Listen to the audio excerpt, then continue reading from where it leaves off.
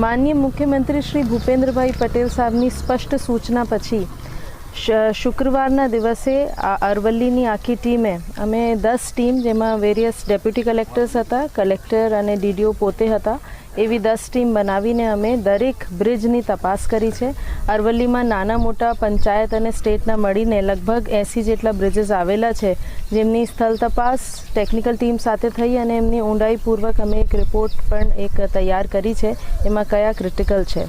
એમાં આજે અમે સબલપુર બ્રિજ પર આવ્યા છે, જે સબલપુર પોલીસ સ્ટેશનથી ધોબીઘાટ તરફ જાય છે. આ ક્રિટિકલમાં જણાવવા આવ્યું છે અને એમાં અમે એમને ભારી વાહનો માટે બંધ કરીએ છીએ. આજે એમના જાહેરનામા કરવાના છીએ.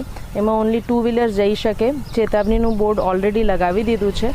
સાથે સાથે બોર્ડર પર અણસોલ અને ઈસરી બાજુ પહેલેથી આ રસ્તા બંધ હતું ભારી વાહનો માટે. આ રિપેરમાં અત્યારે અપ્રૂવ થયું છે અને કામ જ્યાં સુધી ચાલુ થાય અમે ડાયવર્ઝન આપ્યું છે, તો એમાં પણ જે છે જાહેરનામા કર્યું છે અને ડાયવર્ઝન આપવામાં આવ્યું છે.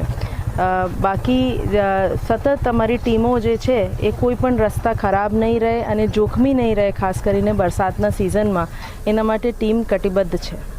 મારું નામ વણઝારા મોહનભાઈ છે. હું અમદાવાદ ફોરેન્સિક લેબમાંથી આવું છું. હું અત્યારે અરવલ્લી જિલ્લાની અંદર જેટલા બી બ્રિજ જે કન્ડિશન ખરાબ છે ત્યાં જિલ્લા કલેક્ટરે જે જાહેર કર્યું છે કે અહીંથી વાહન પ્રસાર નહીં થવાના, ત્યાં હું ટેસ્ટિંગ માટે અત્યારે આવેલો છું. અત્યારે હું 3 થી 4 જગ્યાએ હું ટેસ્ટિંગ કરી ચૂક્યો છું અને અત્યારે આ 5મી જગ્યાએ હું ટેસ્ટિંગ કરવા માટે આવ્યો છું. અને મારું ટેસ્ટિંગનું કામ એ છે કે કોર કટિંગ કરી અને સેમ્પલ ફોરેન્સિક લેબની અંદર પહોંચાડવાનું છે. હાલ હું અત્યારે કુંડલનો 2 દિવસ આગળ કુંડલ જગ્યાએ હું કરીને આવ્યો છું, એના પછી વણિયોલ કરીને આવ્યો છું અને અત્યારે હું સાબલીની અંદર આવ્યો છું.